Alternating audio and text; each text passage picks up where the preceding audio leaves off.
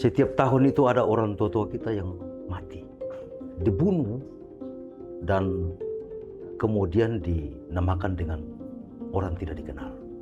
Haji Ali itu dibunuh secara biadab, dimutilasi. Ini berbahaya, Pak. Ini jangan-jangan ini pengusiran warga secara halus. Karena di situ ada potensi biji nikel yang bisa dikelola oleh pihak tertentu. Kawasan ini setiap hari itu membangun Perumahan infrastruktur dan hari ini membangun perumahan, bahkan apartemennya di dalam kawasan. eksklusif ya mereka. Eksklusif.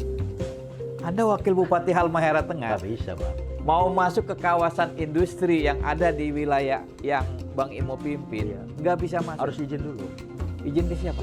Izin ke bos-bosnya. Aksi masyarakat di wilayah itu masih tetap berlangsung. Panas suasananya.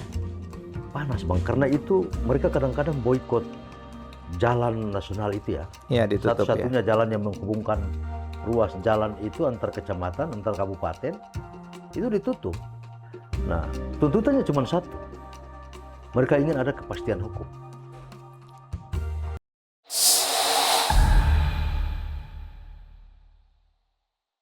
Bismillahirrahmanirrahim. Assalamualaikum warahmatullahi wabarakatuh. Kawan-kawan pejuang obor rakyat. Dari daerah yang sangat jauh dari Jakarta, 5 hari perjalanan dengan kapal laut, sudah hadir seorang sahabat kita, saudara kita, sebangsa, setanah air. Bang Abdurrahim Odeyani, biasa dipanggil Bang Imo. Beliau ini adalah tokoh dari Halmahera Tengah, Maluku Utara, akan bercerita tentang suasana hari-hari ini yang sedang tidak baik-baik saja di daerah Halmahera. Selamat datang, Bang Imo. Terima kasih Di Markas Obor Bang, Rakyat. Kami atas mendengar, undangannya. ya, kami mendengar bahwa di tempat Anda sekarang sedang suasananya sedang mencekam. Ada korban jiwa yang jatuh dan sampai hari ini, sampai tapping ini dilakukan tidak jelas duduk masalahnya. Bagaimana Bang ceritanya? Iya, Bang. Pertama tentu saya menyampaikan rasa terima kasih ya kepada Abang atas undangannya. Ini luar biasa bagi saya, merupakan satu kehormatan bagi saya mewakili rakyat yang ada di Halmahera Tengah maupun yang ada di Halmahera Timur. Negeri kita itu, Bang, hari ini ditetapkan oleh pemerintah pusat di rezim sebelumnya sebagai kawasan industri nasional. Bahkan, Bang, bukan cuma di situ. Ditetapkan sebagai objek vital negara. Kalau objek vital itu kan berarti sesuatu yang dilindungi, benar nih, Bang. Tapi di balik itu ada kecemasan yang muncul dari kebatinan dan suasana yang dihadapi oleh masyarakat kita. Di mana pada tanggal 2 April tahun 2006, lagi-lagi terjadi satu peristiwa sadis ya, yang tidak pernah kita duga. Dan peristiwa ini berulang-ulang terjadi. Sudah hampir kurang lebih 15 tahun berjalan ini, ada kematian manusia di hutan yang belum diungkap oleh negara. Sehingga kami harus mencari keadilan itu di mana. Di beberapa waktu yang lalu itu kami pernah mengadu ke Komisi 13 DPR RI. yang membidangi hak asasi manusia. Kami telah menyampaikan ini. Karena itu kami doakan mudah-mudahan ini bisa ditindaklanjuti. Kira-kira gitu, Bang. Iya, ya. Apa peristiwanya apa, Bang Imo? Bang, jadi peristiwa kemanusiaan yang tidak diduga sebetulnya. Hampir setiap tahun itu ada korban nyawa. Setiap tahun itu ada kematian warga di hutan Halmahera itu. Setiap tahun itu ada orang tua-tua kita yang mati, dibunuh, dan kemudian dinamakan dengan orang tidak dikenal. Artinya pelakunya tidak pernah terungkap. Nah, apakah peristiwa ini akan berulang terus? Kami doakan mungkin tidak. Tetapi kalau penegakan hukum ini tidak ditegakkan, maka tidak ada efek jera bagi siapapun dia yang berniat untuk melakukan kejahatan. Yang kedua, Bang, kalau penegakan hukum ini tidak dilaksanakan, maka bisa menimbulkan saling curiga antara kampung yang satu dengan kampung yang lain. Dan ini sangat berbahaya, Bang. Itu, Bang. Sudah berapa korban dalam hitungan Bang Imu? Bang, data yang kami punya, peristiwa ini terjadi 16 kali di tahun yang berbeda. Dari 16 kali peristiwa ini, itu yang meninggal dunia ada 10 orang. Yang luka-luka itu ada 7 orang. Yang hilang itu ada 6 orang. Yang hilang, Bang. Hilang sampai sekarang? Hilang sampai sekarang. 6 orang. 6 orang, tidak tahu. Apakah masih hidup ataukah sudah mati? Masih meninggal. Tapi ini sudah puluhan tahun, Bang. Iya. Ditemukan. Kalau orang kampung nggak mungkin lah tiba-tiba merantau ya? Enggak. Kecil kemungkinan ya? Kecil kemungkinan. Iya. Karena ini ada anak kecil, anak perempuan. Kemudian imam kampung yang meninggal, yang hilang itu. Dan ada ibu-ibu di situ. Iya. Nah, sebagai tokoh di Halmahera Tengah, dan saya dengar Bang Imo juga kan pernah menjadi wakil bupati ya. Benar, Bang. Tentu punya dugaan. Ini apa ini kaitannya ini? Jadi, Bang, ada beberapa analisa yang boleh kami katakan bahwa ini semacam tesis ya, tesis yang dugaan kami. Motifnya ada 2. Oke.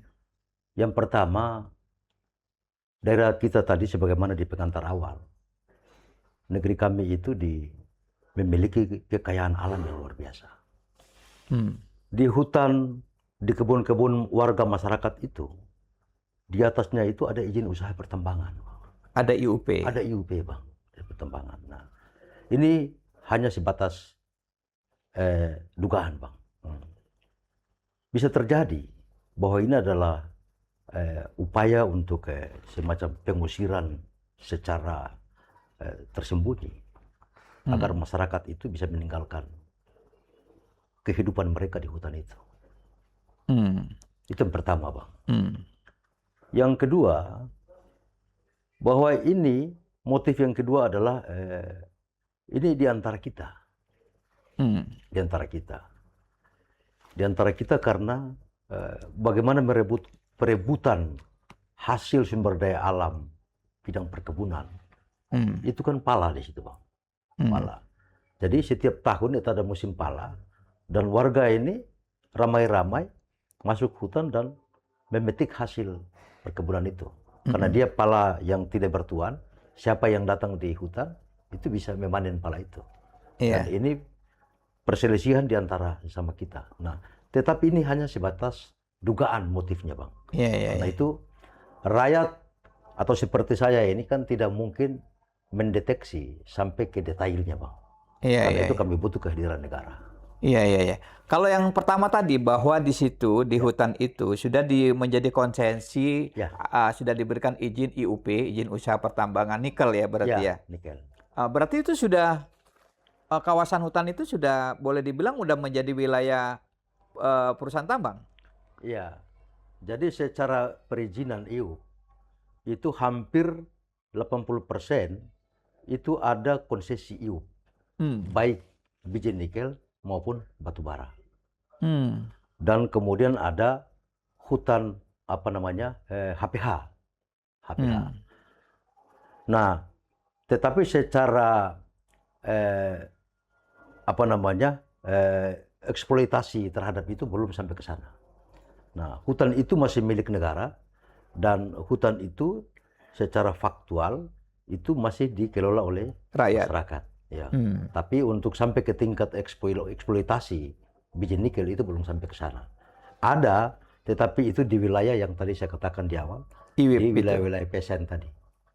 Oh, di wilayah PSN. Ini termasuk wilayah PSN atau di luar itu? Dia di luar PSN.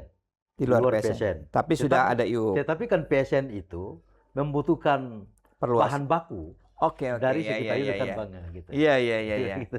PSN itu di IWIP-nya itu ya, di Di kawasan IWIP, industri. di kawasan industri itu Dan ya. dia butuh bahan baku dari kawasan sekitarnya. Sekitarnya gitu Bang. Sebagai analisis bisa nggak kita menduga bahwa ini cara untuk mengusir warga asli agar keluar dari wilayah hutan yang mereka kelola? Bisa nggak kita Ya, hipotesis itu? makanya tadi Bang, saya katakan bahwa dalam dugaan kami motif yang paling mengemuka itu di Itu. situ Bang.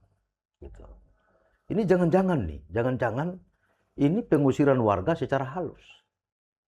Karena di situ ada potensi biji nikel yang bisa dikelola oleh pihak-pihak tertentu. Dengan kadar yang baik ya? Dengan kadar yang baik. Di atas 2? Di atas 2. Oh, kadarnya di atas 2? Iya. Iya, iya, iya. Oh, di sana di atas 2 ya? Halmahera Tengah dan Halmahera Timur itu nikelnya kualitasnya luar biasa Bang. Iya, iya, iya, iya. Wajar kalau itu diperebutkan ya? Iya. Kan kalau di Morowali itu udah 1 koma tuh kan? Ya kan di Morowali sekarang udah 1 koma setahu saya ya. Iya. Iya, Itu iya. potensi luar biasa. Nah, orang-orang yang meninggal ini, yang terakhir kemarin bulan April, tanggal 2 April, Iya. itu kalau nggak salah namanya Ustadz Ali Daud. Betul. Itu beliau menentang kehadiran IUP atau perusahaan tambang. Secara spesifik saya tidak tahu ya secara personal bahwa Haji Ali itu pernah bersama-sama dengan warga yang lain untuk menolak konsesi tambang.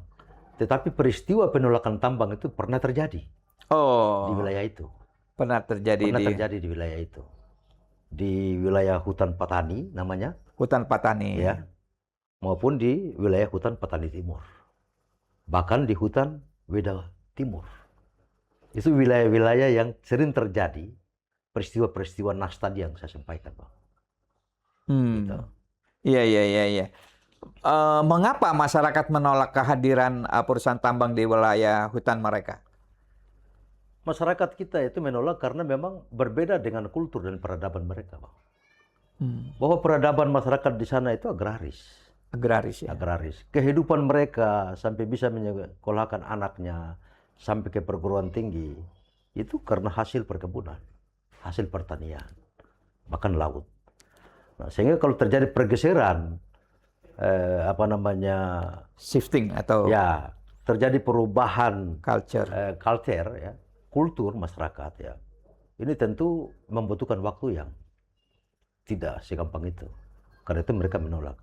Yang kedua, mereka telah dengan dunia yang saat ini sudah menggunakan teknologi mainstream ya, kemudian sosial media yang begini hebat, mereka melihat peristiwa-peristiwa lingkungan yang terjadi di mana-mana. Misalnya kemarin di Sumatera Barat ya, kemudian Sumatera Utara, di Papua, ada pulau di Aceh, Papua ya, ya. Oh iya ya, di Aceh. Mereka ketakutan. Ada bencana alam. Ada bencana-bencana alam ini. Karena memang dengan era sosial media yang seperti ini, disitulah motivasi mereka untuk menolak ini. Oh, mereka menolak karena ingin menjaga lingkungannya. Menjaga lingkungannya salah satunya itu. Yang kedua, potensi perkebunan mereka seperti pala itu jangan dihancurkan. Gitu. Iya. Sikap pemerintah sendiri bagaimana? Anda kan pernah jadi wakil bupati di sana. Benar, Bang. Jadi memang pemerintah daerah itu lebih pada edukasi. Pemerintah daerah itu lebih pada menolong tingkat pertama. Ketika terjadi peristiwa, maka pemerintah hadir. Ketika terjadi peristiwa, maka pemerintah datangi untuk menyelesaikan persoalan sosial yang terjadi itu.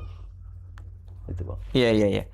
Kalau di atas lahan yang di hutan Patani ini, ada berapa IUP atau berapa perusahaan yang sudah diberi konsesi oleh pemerintah? Ya, Bang, ini menarik ya. Kan saya mungkin bisa menjelaskan itu mungkin tidak secara detail ya. Okay. Tetapi nanti Abang Google aja tuh. Di aplikasi Modi ya. Modinya sudah on? Udah. Oh. Di Modi itu kalau Abang Google ya, itu dia tersebar memang di kawasan-kawasan ini. Iya. Tapi ya boleh saya katakan ya di atas 10 lah. Di atas 10? Iya. Kawan-kawan obor rakyat, saya mungkin harus menjelaskan sedikit. Jadi dulu itu ada rejim sebelum pemerintahan Pak Jokowi, rejim IUP, izin usaha pertambangan itu cukup diberikan oleh kepala daerah. Kemudian zaman Pak Jokowi kalau tidak salah semua harus masuk MODI. Iya. MODI itu salah satu aplikasi yang dikeluarkan oleh Kementerian ESDM. Ya. Jadi kalau sebuah perusahaan tidak masuk ke dalam MODI Ya. atau istilahnya nggak MODI on, Iya. itu abal-abal, Iya, ya kan? iya. Itu abal-abal gitu kan. Iya. Tapi kalau sudah MODI on, berarti mereka memang Iya, itu legal. legal dan maksudnya mereka menguasai wilayah itu. Betul. Jadi ini di wilayah hutan Patani itu sudah MODI on. Sudah mau di-on. Sudah mau di-on. Ada 10 perusahaan. Ada kurang lebih 10 perusahaan di situ. Nah, inilah yang kemudian ditolak oleh Warga di setempat. Karena kami sudah merasakan di wilayah Wedah bagian tengah, Wedah bagian utara, itu ada PSN di situ. Dan itu lahan-lahan perkebunan habis karena penguasaan industri ya atas nama PSN itu. Gitu. Jadi kebun masyarakat itu dihilangkan, dirubah menjadi kawasan industri. Jadi mesin-mesin pabrik yang hari ini nyala di sana. Gitu. itu statusnya PSN ya. PSN, Bang. Zaman siapa diberikan PSN Pak itu? Jokowi. Berapa luas PSN-nya? Kalau saat ini, Bang, kalau semasa saya jadi wakil kepala daerah pada saat itu 5.000. 5.000 hektar. 5.000 hektar untuk kawasan industrinya aja. Tapi konon kabar saat ini terjadi perubahan RT RW-nya, rencana tata ruang wilayah. Dan wilayah. Itu sudah menjadi kurang lebih 18.000. 18.000. Ya. Wilayah PSN-nya. Wilayah Industri. industrinya. Tapi konsesi tambangnya IUP-nya itu kurang lebih 45.000 hektar. 45.000 hektar. Dan itu berada di atas hutan yang tadinya dikuasai oleh rakyat atau dikelola oleh rakyat lah. Ya. Iya. Dan kita tahu kan, Bang Imo, bahwa status PSN itu memberikan privilege kepada perusahaan. Kartu merah, Bang. Kartu merah itu ya kan. Bisa mengganti rugi dengan harga yang Bukan kartu merah. Karpet merah. karpet merah. Bisa ganti rugi dengan harga suka-suka. Kan gitu kan. Iya. Bukan ganti, ya ganti rugi namanya. Masyarakat dikasih ganti rugi berapa waktu PSN itu? Bervariasi, Bang. Bervariasi. Jadi memang itu kan mereka itu strateginya itu seperti makan bubur. Dari pinggir? Ya, dari pinggir. Jadi Dikelilingin. di samping dulu, di pinggir-pinggir. Jadi mereka nggak punya akses ya? Jadi ke yang di tengah udah pasti jual, Bang. Waktu itu berapa per hektarnya? Kalau di sana, Bang, itu per meternya itu dia hanya 9.000. 9.000 per meter. 9.000 rupiah. Iya. Yang punya sertifikat itu 17.000 Per meter. ya. Karena statusnya PSN. PSN. Kalau mereka nggak mau, duit dititip di pengadilan. Pengadilan. Konsinyasi. Ya, gitu. Itulah bahayanya status PSN. Itu. Kita bukan nggak setuju dengan pembangunan ya. Dengan ditetapkannya satu proyek itu berstatus proyek strategis nasional, maka dia bisa quote-unquote merampas tanah rakyat dengan harga yang dia tentukan sendiri. Harganya murah, Bang. Harganya murah. Ya. Kalau nggak setuju, duit dititip di PN. Di- Konsinyasi. Dan itu yang terjadi. Rakyat sebetulnya menerima atau menolak harga itu? Jadi dia berdinamika, Bang. Oke. Berdinamika. Jadi ada rakyat yang setuju karena memang kebutuhan Oke. mendesak pada saat itu. Ada rakyat yang bertahan. Nah, ketika rakyat yang bertahan, kami dari pemerintah daerah itu hanya mendengar, oh ternyata udah dijual, udah selesai pembicaraannya. Uang sudah di pengadilan. Iya, saya nggak tahu ya, sampai ke pengadilan saya nggak terlalu. Enggak, kalau rakyat menolak kan uang bisa dititip di pengadilan. Itu yang diancam-ancam. Iya, konsinyasi namanya. Iya, seperti itu. Itu yang terjadi. Hmm.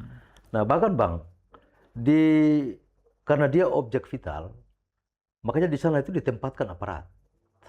Ada aparat. Aparat yang di situ satu kompi ya, Brimob dan satu kompi TNI. Gitu.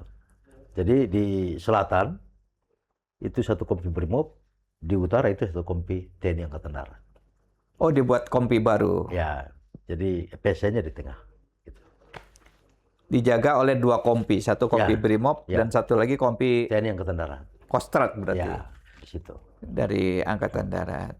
Mereka bertugas menjaga wilayah industri PSN itu. PSN itu. Pernah terjadi konflik dengan masyarakat setempat?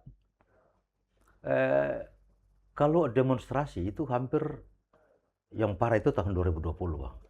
Gitu. Bagaimana itu? Tahun 2020 itu mereka manfaatkan May Day, 1 Mei. Oh, 1 Mei. Buruh turun jalan bergabung dengan warga dan aksi besar-besaran. Pembakaran di mana-mana dan kemudian masuk sampai ke Polda Maluku Utara. Nah, karena ini mau masuk sampai terjadi peristiwa hukum pro justisia, kami dari pemerintah daerah kemudian mencoba untuk melakukan komunikasi agar ini dihentikan proses hukum ini.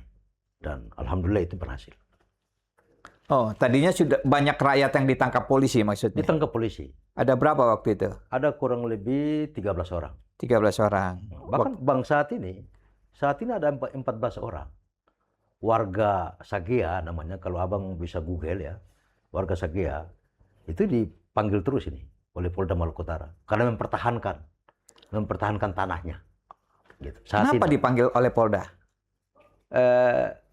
Kalau saya sepintas lalu saya baca surat panggilan dari penyidik ke warga, ada 14 warga ini, warga Sagea ya.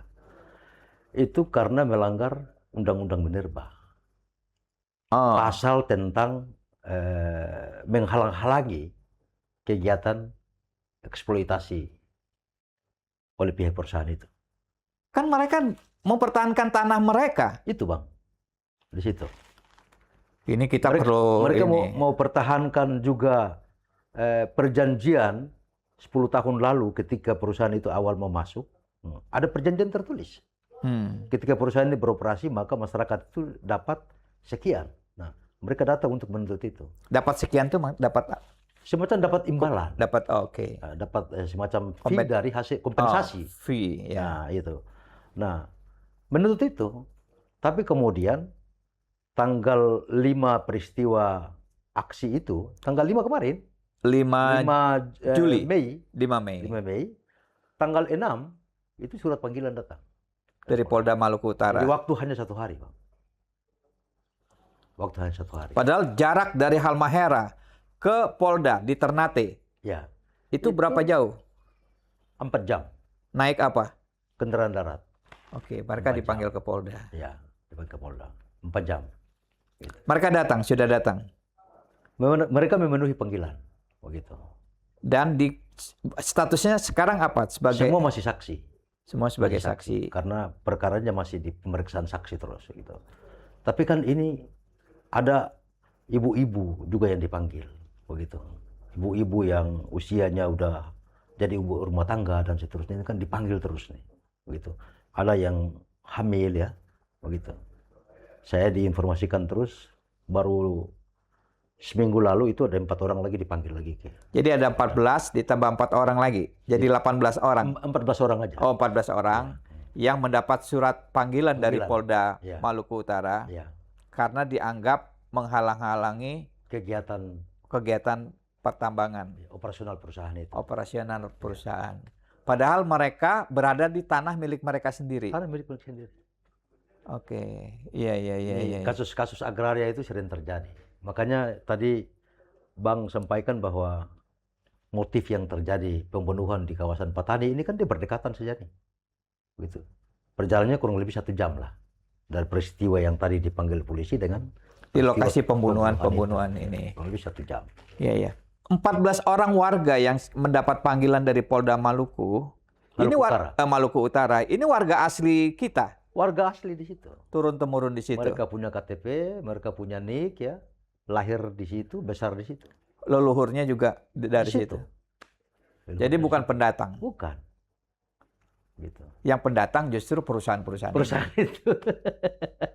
Ya kan? Betul, Bang. Ya kan, Bang Imo, bahwa betul. Perusahaan ini yang pendatang. Perusahaan ini perusahaan PMA atau dari Indonesia? Dia perusahaan Indonesia. Kalau yang di kawasan industri tadi dia PMA.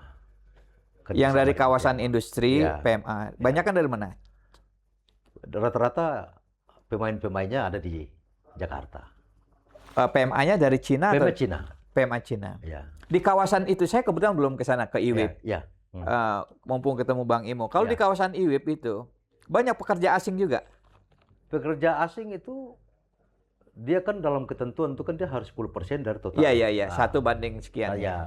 Jadi tinggal abang kalkulasi aja. PT IWIP itu tenaga kerjanya itu kurang lebih 70.000. 70.000? Ya. Artinya tenaga kerja asingnya berapa? 7.000. Sekitar itu. Tapi lebih, Bang. Lebih karena fakta yang memang kita nggak pernah lihat mana orang asingnya nih. Secara orang per orang ya. Secara detailnya maksudnya. Tetapi kan mereka itu kan ada perpanjangan itu. Kalau perpanjangan usia tinggal, maka daerah dapat. Namanya itu kan apa namanya? Model kitasnya. Iya, gitu. Dapat kontribusi buat PAD kan? Oke. Begitu. IMTA namanya tuh. Iya, iya, iya. Izin mempekerjakan tenaga kerja asing itu kan, gitu. Iya, iya, iya. Jadi mereka datang di Indonesia, daftar dulu di Kementerian Tenaga Kerja. Iya, dan Selama imigrasi. 1 tahun kan. Iya, iya, iya. Nanti mau perpanjang, dapatnya di daerah. Daerah yang mendapat Iya, iya. kontribusinya. IWIP itu berada di Kabupaten Halmahera. Halmahera Tengah. Oh, tempat Bang Imo sempat menjadi wakil Ya, bupati. benar. Jadi informasi dari Bang Imo valid karena Bang Imo Ya. pernah menjadi wakil bupati di Ya. sana. Jadi menurut Bang Imo di situ kawasan itu ada 70.000 pekerja. Ya. Dan kalau 10%-nya katakanlah 7.000 atau Ya. menurut Anda lebih banyak yang Lebih asing? dari itu, Bang. Ya, lebih dari itu. Dan lebih dari Ya. itu. Ada gesekan dengan warga setempat atau bagaimana? Karena Kalau PSN. TKA itu gesekan dengan warga enggak. Tapi kalau gesekan dengan pekerja Indonesia berulang-ulang. Gitu, berulang-ulang. Gesekan Iya, di dalam. Iya, iya. Karena soal pengetahuan bahasa ya. Iya, Jadi iya, iya. rata-rata pekerja asing itu kan mereka itu berada di level-level middle ya, middle management. Sehingga mereka itu kan sifatnya perintah lah. Sementara tenaga kerja Indonesia Yang di itu bawah. berada di low management ya. Iya, iya, Nah, iya. jadi kadang-kadang percakapan antara pekerja Indonesia dengan pekerja asing ini nggak nyambung di situ. Kadang salah Iya, pengertian, apalagi udah berjibaku dengan situasi lingkungan ya, seperti Iya, itu, iya, iya. kelelahan dan seterusnya. Kadang-kadang orang stres. Gitu. Hmm. Nah, itu membuat peristiwa-peristiwa itu sering terjadi.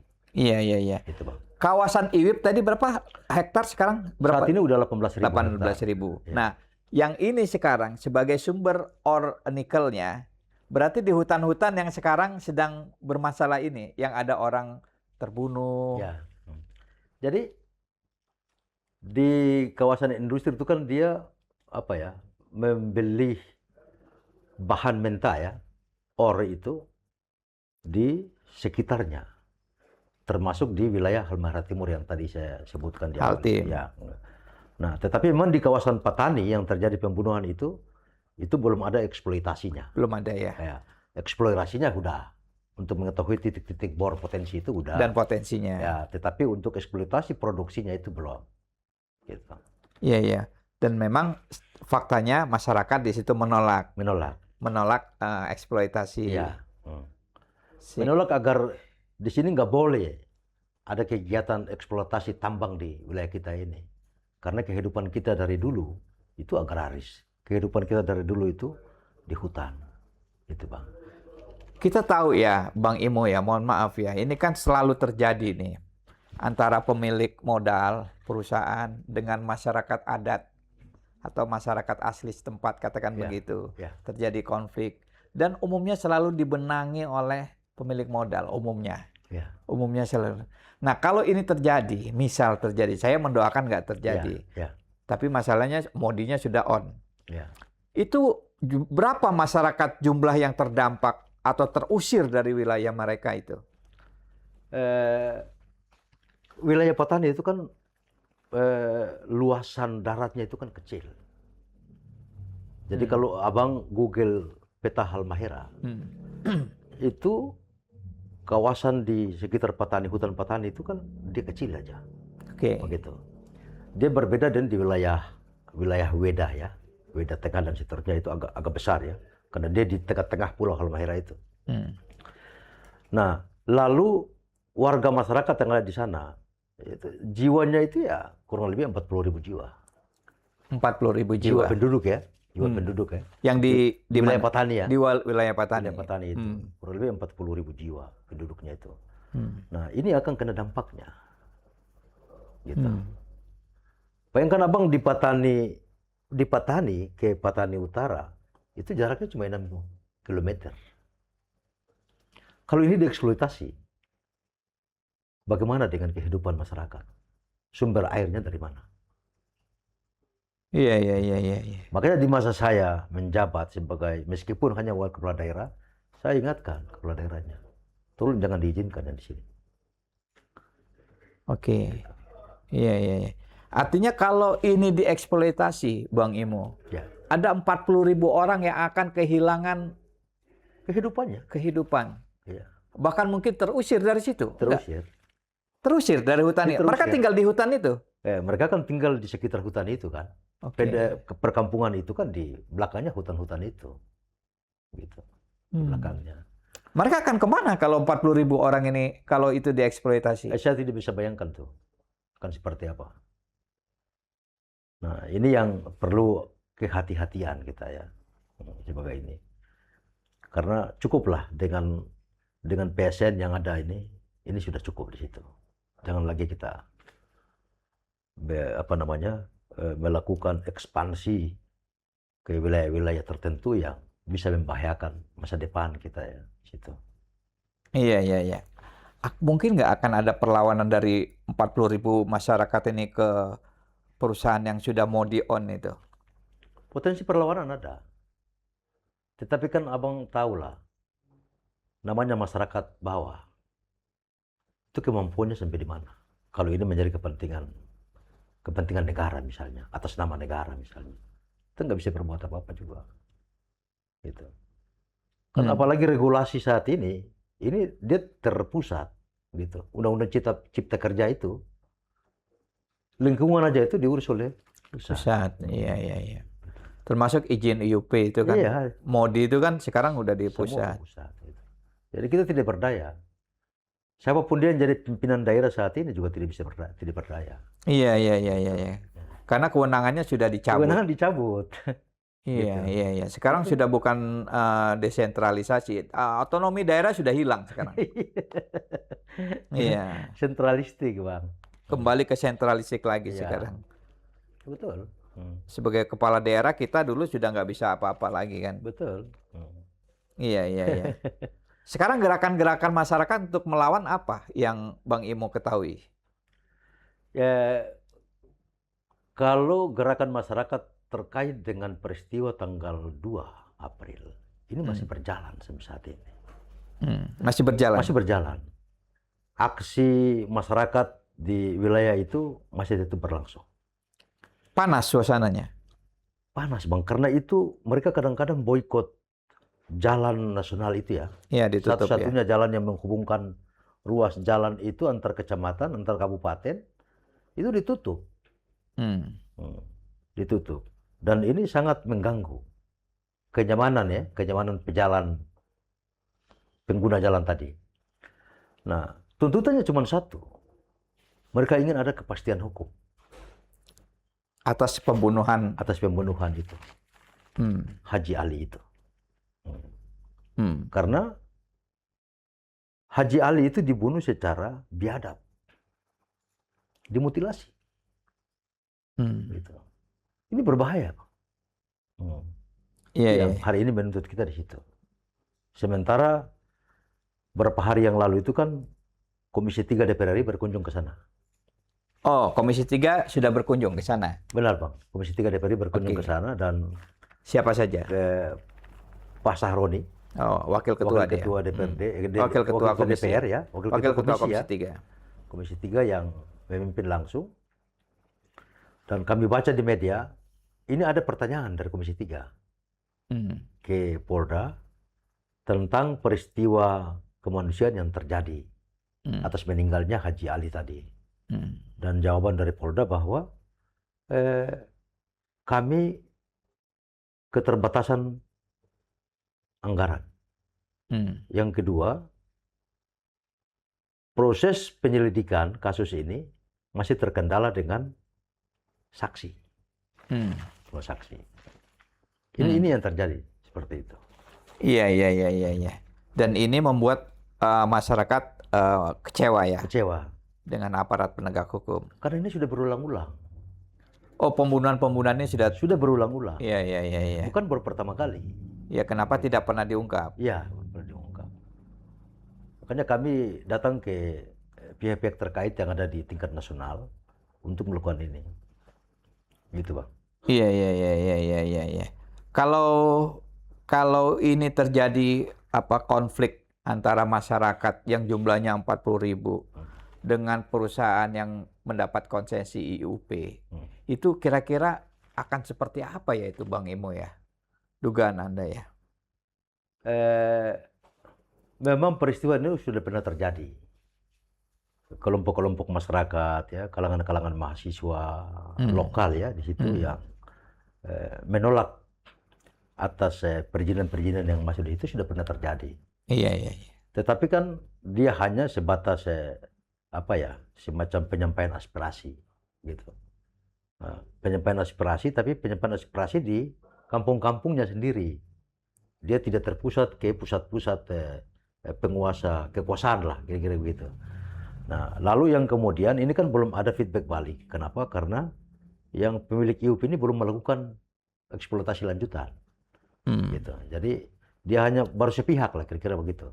Jadi belum ada feedback balik. Gitu. Iya, iya, iya. Ini kan ada dua kubu ya, Bang Imo. Satu masyarakat yang di hutan Patani, yang jumlahnya 40.000 jiwa. Dan satu lagi ada pemilik konsesi IUP tambang yang sudah modi. Ini titik temu yang Anda harapkan atau masyarakat harapkan itu seperti apa? Seperti apa tuh Bang, kira-kira gambarannya? Apakah misalnya masyarakat bersikukuh misalnya, pokoknya hutan ini tidak boleh ini. Atau ya sudah kami diganti. Ya, biasanya begitu Bang. Pemilik modal ini membutuhkan potensi nikel itu. Sementara masyarakat ini kan nggak mau. Kadang itu ada kompensasi. Ada kompensasi. Tetapi secara subjektif ya, bagi saya, pandangan saya, kadang kompensasi ini kan sifatnya instan. Ya, dikasih sekian hari ini, tapi kan besok habis. Gitu. Tetapi kerusakan lingkungan ini kan sepanjang hayat. Ini yang nggak boleh. Nah, tapi kan kembali lagi soal perilaku masyarakat kita yang bervariatif ya Bang ya. Nah, kadang ini ada pro kontra juga di tingkat masyarakat itu sendiri. Tetapi sebagian besar itu tidak menghendaki tidak menghendaki. Ya, tidak menghendaki. Tidak menghendaki.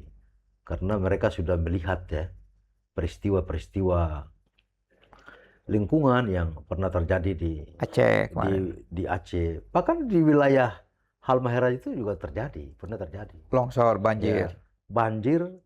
Dan masyarakat yang tadi yang saya sebut itu di daerah PSN itu kan korban di situ, masyarakat korban di situ.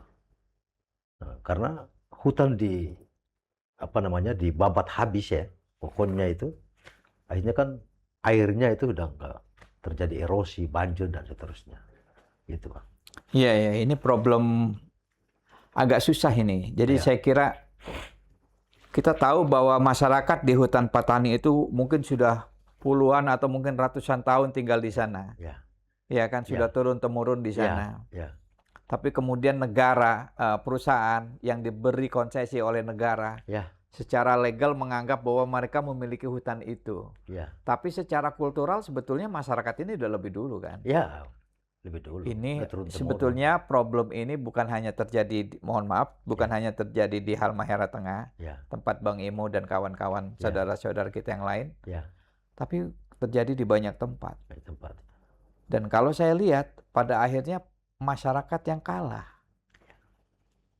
Entah, saya belum bisa memikirkan bagaimana nasib 40.000 orang manusia di sana itu. Kalau ganti rugi seperti apa? Atau pokoknya nggak mau, sebagian besar nggak mau ganti rugi, maunya hutannya tetap dijaga?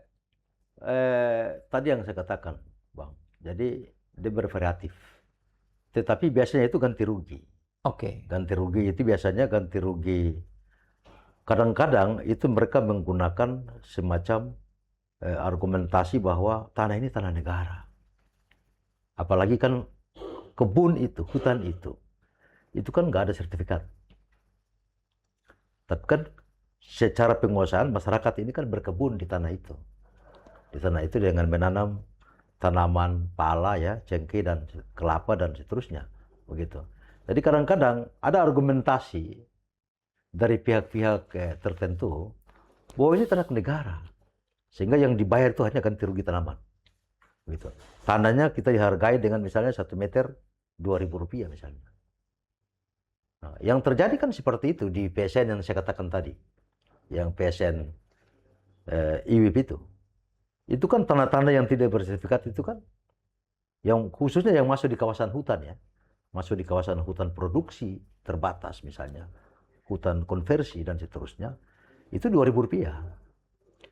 Kalau yang hutan yang sudah ada tanaman, itu dihargai dengan 9.000. Iya, iya, iya. Yang sudah sertifikat dihargai dengan 17.000 per meter. Iya, iya, iya. Gitu. Iya, iya.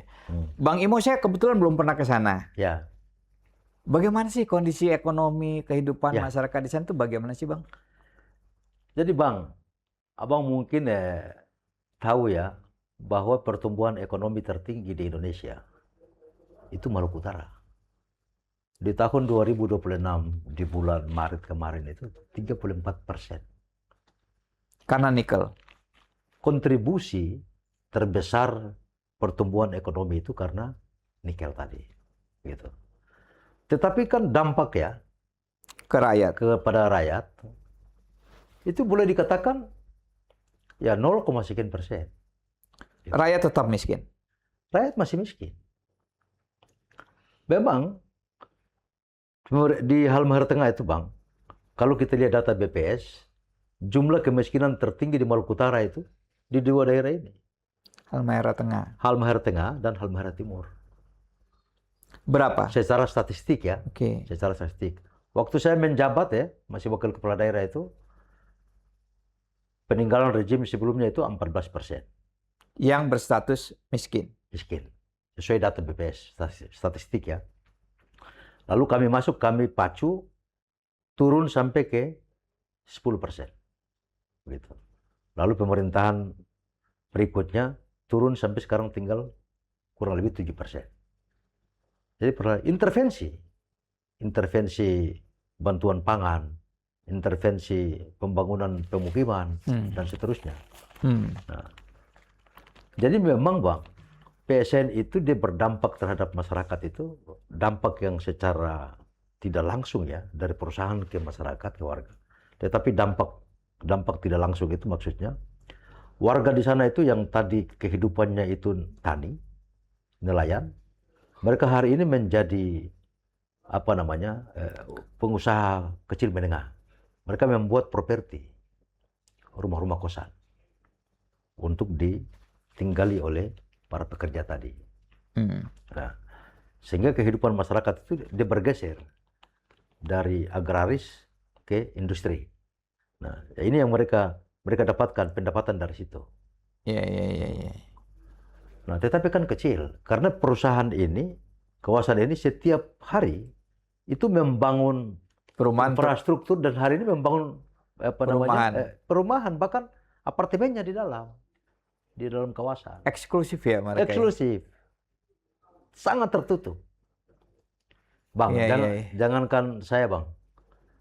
Ini kelas bupati saja mau masuk ke dalam itu harus izin dulu. Anda wakil bupati nggak bisa masuk? Kalau nggak ada izin nggak bisa masuk. Anda wakil bupati Halmahera Tengah. Nggak bisa Bang. Mau masuk ke kawasan industri yang ada di wilayah yang Bang Imo pimpin, Iya. nggak bisa masuk. Harus izin dulu. Izin ke siapa? Izin ke bos-bosnya. Bisa nggak dikasih izin?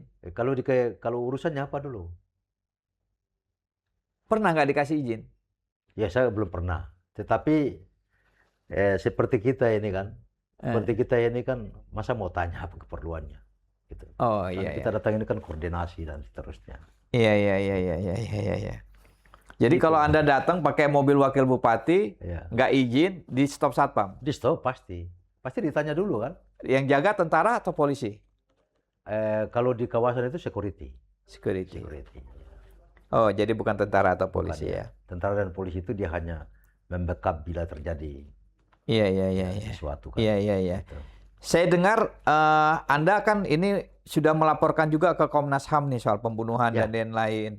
Bagaimana responnya ini? Ya, Bang. Jadi pasca peristiwa itu yang terjadi meninggalnya Haji Ali tadi, itu kami bersurat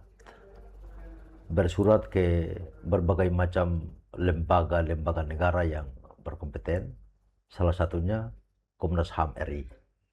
Dan alhamdulillah Komnas HAM RI itu sudah respon dan sudah turun ke lapangan untuk mengcross-check apakah terjadi peristiwa ini atau tidak. Nah, lalu itu mereka datang dan memang benar-benar peristiwa itu terjadi.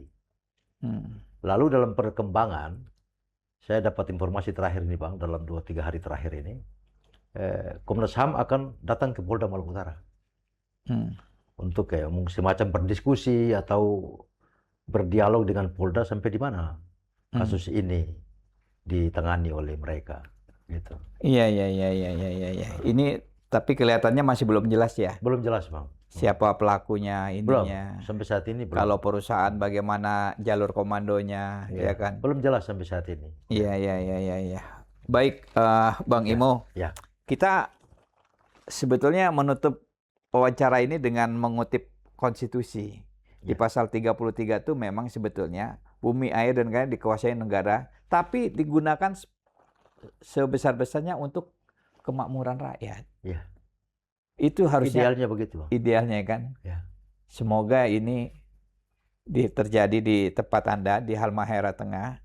Amin. Boleh datang investasi tapi rakyatnya jangan susah. Ya.